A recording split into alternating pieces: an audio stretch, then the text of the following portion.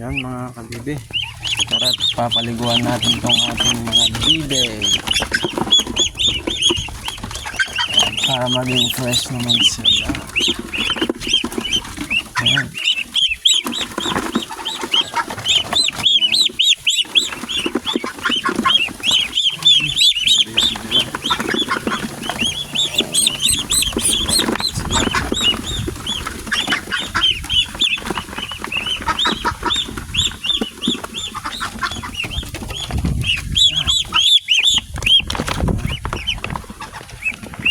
Naliligo ko yan.